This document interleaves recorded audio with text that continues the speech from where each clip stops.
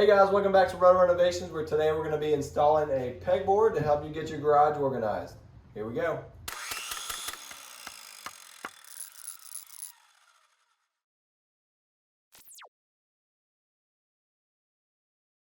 When you're starting this project, the first thing to think about is what do you want the size of your pegboard to be?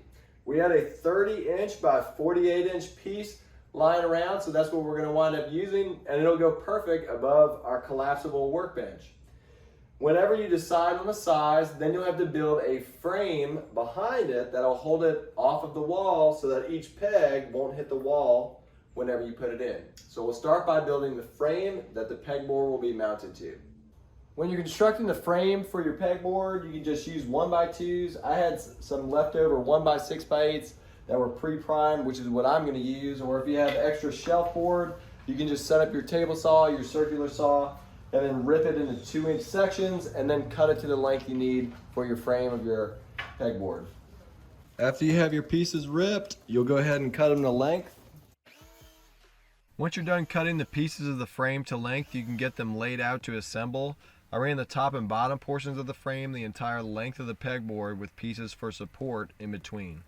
When you're constructing your pegboard frame, I don't like for mine to be unsupported more than 24 inches. So every 2 feet or so, you want to have a support piece. If you want to line it up with your studs, you can line it up with your studs. Even if it doesn't line up with your studs, I'll show you how to connect these pieces that can go in between to support the pegboard. And the reason why you want that support is because if you're hanging heavy items on your pegboard, over time the pegboard will sag, it will warp, and eventually those pegs will rip out of the hole. So by having these extra pieces in there to support it, it'll help to give it some rigidity and give it more strength and hold more weight. All right, so I'm going to use a Kregg jig in order to connect my parts of the frame.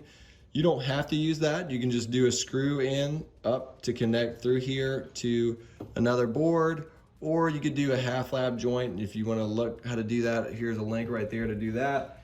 But for simplicity's sake, for the amount of holes that I'm going to make and a reduced splitting and a strong bond, I'm going to go ahead and use our Kregg jig.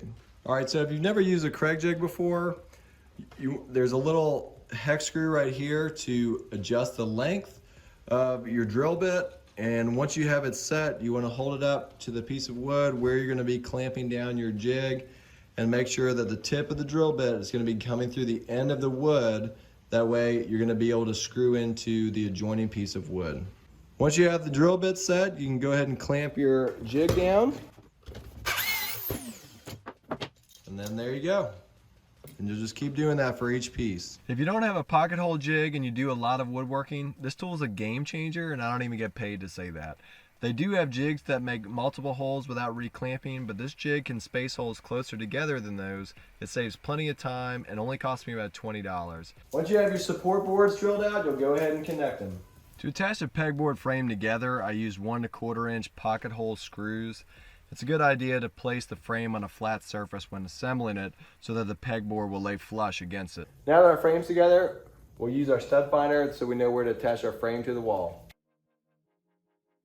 Once you've marked where your studs are, you can mark corresponding marks on your frame, and that way you can pre-drill the holes. That way you'll be less likely to split when you're installing it. Now that you have your frame together and you got your studs marked, go ahead and screw it to the studs. When attaching my frame to the wall, I use 3-inch screws. You want to use a screw with a flat head and or slightly recess the head so the pegboard will lay flat against the frame. Make sure to have a level present to ensure the frame and pegboard are level. And now that you have your frame installed, we can go ahead and install our pegboard. I attached my pegboard to the frame using 1 1/4 inch screws. I installed screws into the framed portion about every 12 inches and screwed directly through the pegboard itself instead of through the existing holes in the pegboard. This way it would resist pulling out over time. The pegboard's up, now it's time to get organized. If you're looking for a good assortment of pegs, I got mine from Harbor Freight, which is also where I got my jig clamp from, for around $2 to $3. All right, guys, I hope that helped you get your garage organized. If you have any questions, comment below. If you like it, please subscribe, and we'll see you next time. Peace and God bless.